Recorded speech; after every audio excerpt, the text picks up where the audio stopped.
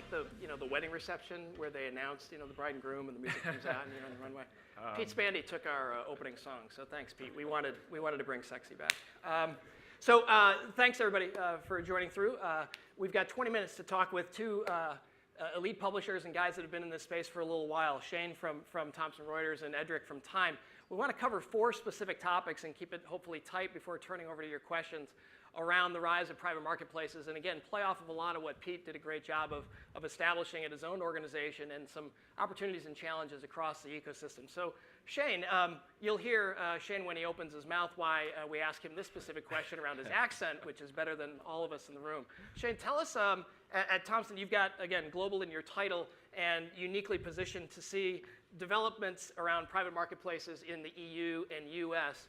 And when we've done talks and we've met with and helped our publishers and buyers in 8 different countries, we see some differences around the development and how far advanced it is. And we've said that actually it's a little more advanced in the EU than in the US, which seems counter to those of us who made a living in the US and think we're first in everything. But and so maybe we've got a little catching up to do here in the States. Why is that, and what have you seen at Thomson? So firstly, the accent is not Australian or English, so don't judge me. It's fine. It's just as good. It's not American. It's good. So I always think about time on the plane when I think about, I suppose, the difference between our cousins on the other side of the pond and ourselves. I'm using myself as an American here. And what I mean by that is, if you think about the trip from New York to the West Coast, you're essentially looking at about 6 hours. Whereas in the primary markets of Europe, from London, you're looking at a max from London to the major hubs of about 2.5, 3 hours max. Now, the reason I mention that is the sort of the geographical scale and the consumer appetite off the back of the US market. It's huge. And what I'm talking about scale in media terms, it's in the general sense of the word. Yeah. So bigger is better. And I think this attempt by Verizon on AOL kind of speaks to that as well. And I know a lot of people in a very different position within the realms of private marketplaces in the US, and we hear some great practice out here. But the reality is, when I think about private marketplace in the US, it's largely dictated by cost efficiencies at scale. In a very broad sense, don't shoot the South African. Now, when you think of the European markets as a counter to that, you've got 5 primary markets. You've got, the UK, you've got France, Germany, Italy, Spain. And the complexity around that is enormous. So you've got cultural differences. You've got language differences. And a lot of us don't realize it here in this room, but the regulation, the sternness of regulation, specifically around data in the EU, is unbelievable. It's very lax here. So that all speaks to then the EU being slower, you'd think? No, not at all. So why is that an advantage? So if you think about so moving on from that, their view, as much as cost efficiency is under consideration, it's not the driving factor. The opportunity to actually access quality data, quality delivery, and the thing that not a lot of people are touching on, I know that Anna did yesterday from Dell, is quality of environment. So to be able to do those in those very specific markets is a huge draw to them. I think that's kind of a large explanation why we're seeing that early uptake from that side. People are figuring out context actually matters. Exactly. Nice. Right. Plus audience equals 3. And again, I'm generalizing here. So there's different sides to this scale. We're good to know. We want to come back to you and talk about Pangea, obviously, and close with that. But Edric, tell us about picking up from Pete's great themes around integrations of sales teams. Some of us were crazy enough to think back 2-3 years ago that maybe sales teams could actually do this and handle programmatic on their own instead of being off on the side. How's that evolved at Time and in the role that you've got in working with the team there and leveraging the internal excellence and then kind of gradually maybe looking to scale that out across the org? It definitely has changed.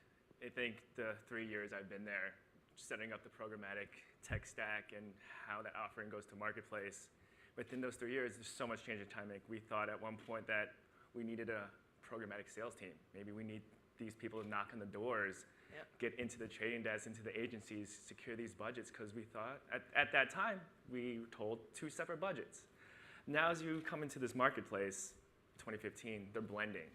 So what does that mean for Time Inc. as a company? What does it mean for any publisher? you need to integrate your programmatic team with your direct sales team. We do a good job. We have 350 sellers directly across the whole country that do a great job selling directly, but need a little help when it comes to programmatic. So you guys are kind of the SMEs, subject matter experts. Exactly. That So we go across integrated and assist, our sales team within the programmatic sales team into programmatic solutions. And now, like you said, we are the SMEs that go out into the market with our direct sellers. We want to enable them to speak about programmatic, but we want to be the ones who are educating our clients about how TimeInc is set up programmatically, what we have to offer. And to us, it's a form of execution. Yeah. And if our client wants to buy programmatically, we'll speak to it. And if they want to integrate direct and programmatic together, well, we'll allow them to do it. How's it helping with, is the ops team getting religion? Are they empowered to get religion? You know, we talk about the toughest job in the world in digital media for 18 years has been the ad trafficker at a publisher. Like, not fun.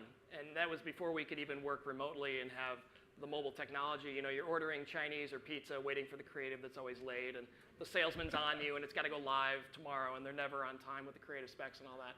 Are those people getting into deal IDs yet, or where does that sit right now? They are. I think as you move forward and the conversation around PMPs are changing, now we want first look, we want better access to your inventory, the ops team have to be more involved. Yeah. What does that mean for your tech stack? What does it mean when you have all these tag-based solutions coming out? Like, where do we waterfall them to? How does it fit in? Now you're talking about automated guaranteed or programmatic direct, whatever you want to call it. There's creative testing that needs to go into place now. So as we roll out more products within the PMP space, the programmatic space, IAB Rising Stars, billboard units, ops have to play a bigger part to make sure these units function. And they are? And they are. I mean, bigger part. I mean, have you got SMEs kind of helping as well with hands on keyboard, or? We are. So how TimeInc's broken out, I have a person assigned to set up executing the deals, and then I have my ad tech resource who helps us push the testing along of the tags or re-looking at the waterfall to make sure everything is being funneled correctly from the top down.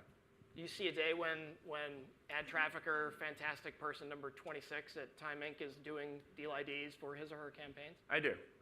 We're hearing it right now. We're asking to put programmatic line items into direct IOs, so it's coming. How soon do you think? By a couple months from now. Do you need to be reactive to how buyers are integrating post Publicis and some of the rest coming? We do, a little bit. You got to figure out how they're executing the deals. You have bigger brands telling you, some CPG brands, that they want a certain way of execution, so you have to understand how they want to execute.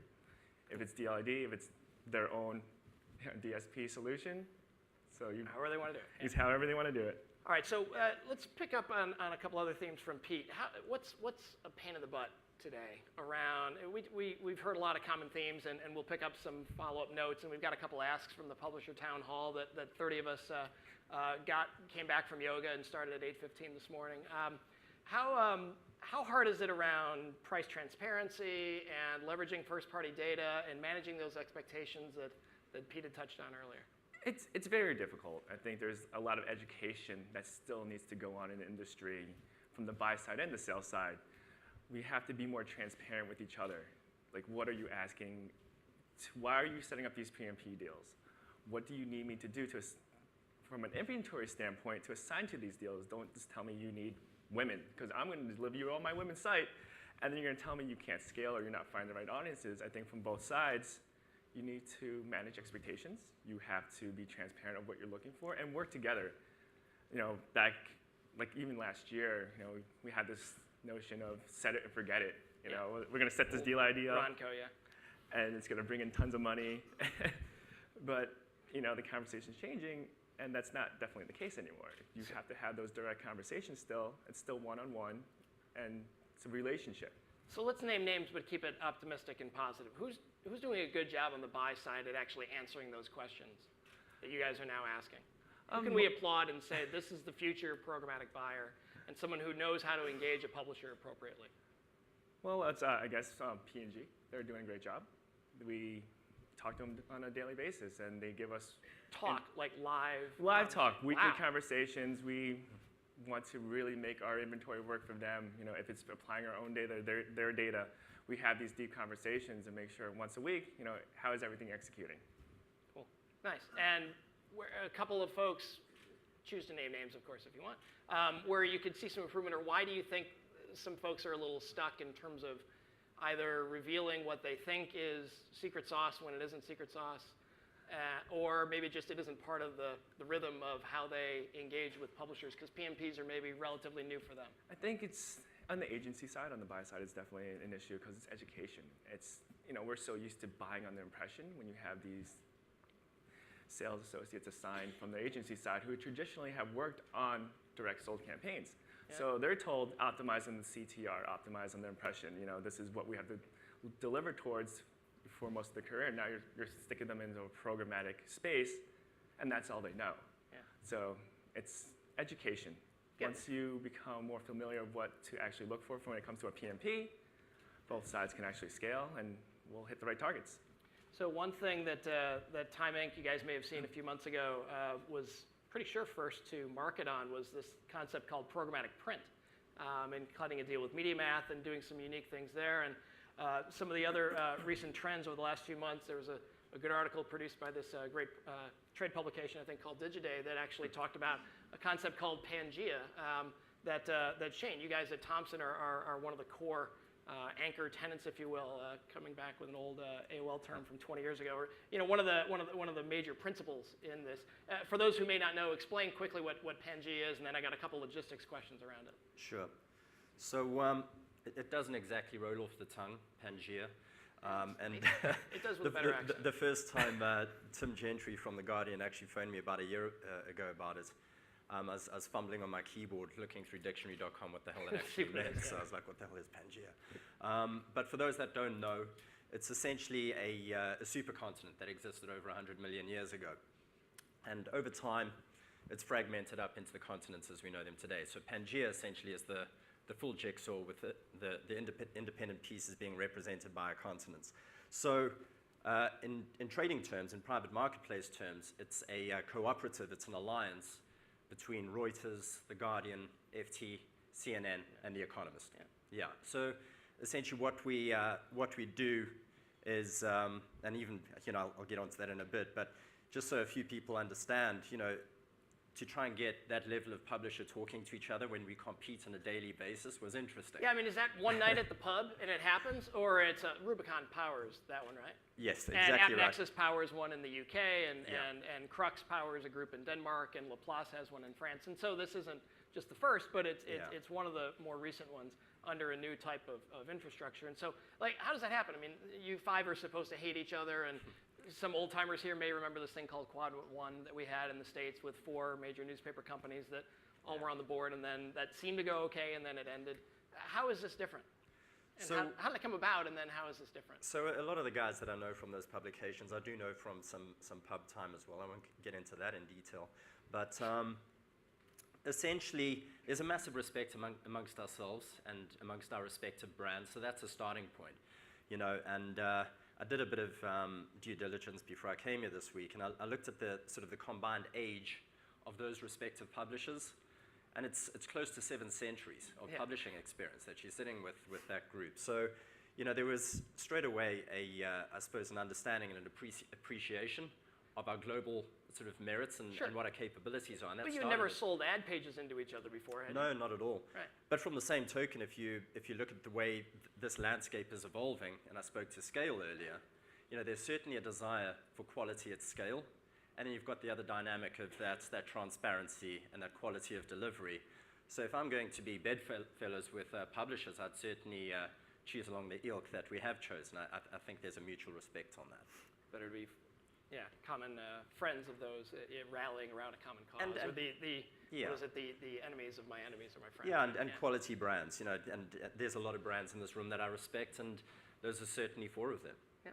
And it helps move the needle a little bit in being able to compare to a couple of companies like Google and Facebook, maybe? That's a little behind that as well? That certainly helps. Yeah. I'll be frank and say that, just like us discussing the differentiation between the US and EMEA earlier, we've seen a big uptick across Europe, across the primary markets in Europe. It's still early days. It's only been out there for about a month or so, a month and a half. But it's sort of indicative of that market again. There's that huge desire to get that access to quality data and delivery, Yeah. an environment, again, which is clearly driving that market forward. We need to obviously now do the education process out here. One last question, then we'll turn to the audience for the last few minutes. Logistics question, how's it going? Where is it a pain in the butt? Where is it actually easier than you thought? Like, how does it operationally work without giving away your own or Rubicon's secret sauce there? Sure. Well, firstly, we plug all of our individual rates into Rubicon. They spit out a blended rate, which our trading partners can trade at. We also take our audience segment to our data. We plug that into a singular data management platform so that you get a consolidated. And that's at Rubicon, or that you guys all happen to have the same DMP and integrated in? We plug it into a singular DMP that Okay. we'll use. That helps, and that all right. goes straight into Rubicon. You know, again, this sucks a lot of bandwidth out of a lot of our days. You know, operationally, sales side. But was it a lot of setting up the store and massive Sure. effort, and then, okay, at least we can be in maintenance mode now, or put our salespeople out there, or it's constantly having to It's iterate constant, right you know, and I was discussing with you backstage, you know, I'd say a good 30% of my emails this morning are reactive stuff around Pangea in Europe. So at some point, we're going to have a think about, well, how does it or look after itself? And those are certainly discussions we're having internally with the steering committee members. But, you know, we need to see that scale, not just on what we are, but on revenue as well, before we look at supporting that. So some upside of next generation PMPs and collaboration, but some logistics obvious kind of early stage. Which you'd expect. Stumbling to do. Yep. Yeah. Why don't we turn? We've got 3.5 left. Any questions to be able to see, and I think we can see, all right, of our esteemed stage mates here. We good? We're good? We solved everything? Up here in front. Here we go. That's right. We'll get you next here in front. Hi. So this was kind of spoken to in the last speaker as well, and you both kind of alluded to it, but one of the opportunities it was said was taking publisher direct placements that work and putting them into PMPs instead. Have you seen any instances in where the placements that were working in publisher direct moved to PMPs and no longer were as efficient or performing as well? And if so, do you have any insight into why that might be the case, or any recommendations around that? Actually, we haven't seen that from timing standpoint. You know, from timing and what we offer directly, you just want to offer it programmatically. To us, programmatic is a way of execution. We have seen, we align our rates with direct sales, so we do not undermine our direct sales team. You know, we respect our inventory. We're ultra premium, so we're going to keep our prices aligned with the ultra premium content. We have seen more branding dollars when it comes in with these units. We've seen better engagement from a programmatic standpoint, and we've also are not losing any business from the direct side, from these units. So additive, not substitution. Exactly. Okay, cool. Shane, same thing, or in Same thing. pockets? Yeah, same thing. I mean, I know John, our head of US, is coming up after this. I think he can talk to that in more detail, but certainly we're not looking at cannibalizing success from direct. I can tell you that. The view on the premium pricing, we take the same approach. You know, we're fairly careful the way we manage that interface between the two. And if that was tap dancing around your question, I apologize. More here.